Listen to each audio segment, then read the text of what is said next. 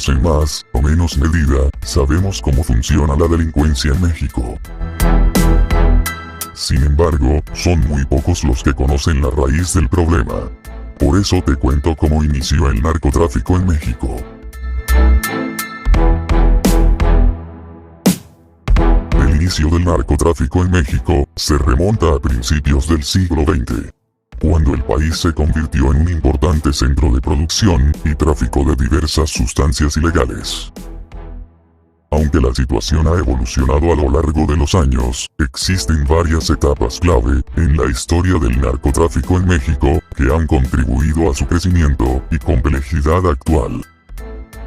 La primera etapa significativa del narcotráfico en México se puede ubicar en la década de 1920, durante la prohibición de alcohol en los Estados Unidos. Durante este periodo, surgieron grupos criminales mexicanos que se dedicaban al contrabando de alcohol a través de la frontera. Esto sentó las bases para el tráfico de otras sustancias ilegales en el futuro. La década de 1940 marcó otra etapa importante en el desarrollo del narcotráfico en México, cuando el tráfico de drogas comenzó a ser un negocio más lucrativo. En ese momento, la heroína se convirtió en una de las principales sustancias que se traficaban, y México se convirtió en un importante productor y exportador de esta sustancia a los Estados Unidos. En la década de 1970, el narcotráfico en México dio un giro significativo con la introducción de nuevas rutas y sustancias. El cultivo y tráfico de marihuana se volvieron prominentes y se desarrollaron redes de distribución más sofisticadas. Esto se debió en parte a la creciente demanda de marihuana en los Estados Unidos. A medida que avanzaba la década de 1980, el narcotráfico en México experimentó una transformación importante con la aparición de organizaciones llamados carteles. Ejemplo de unos de esos es el Cártel de Guadalajara y el Cártel de Tijuana.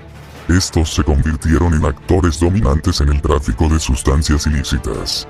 Estos cárteles establecieron alianzas con grupos de narcotraficantes colombianos, que eran los principales productores de ese polvito blanco en ese momento, para asegurar el flujo constante de drogas a los Estados Unidos.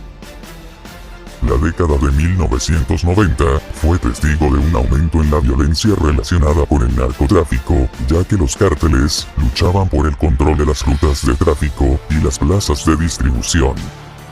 El gobierno mexicano implementó operaciones para combatir a estos cárteles, lo que a menudo resultó en enfrentamientos violentos. En el nuevo milenio, el narcotráfico en México continuó evolucionando. Surgieron nuevos cárteles, como el Cártel del Golfo y los Zetas, que compitieron por el control del territorio y las rutas de tráfico.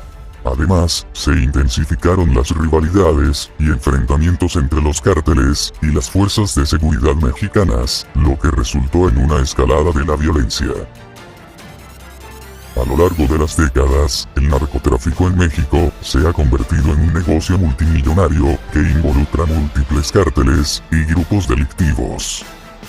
Han diversificado sus actividades, incluyendo la extorsión, el secuestro y el tráfico de personas, además del tráfico de drogas.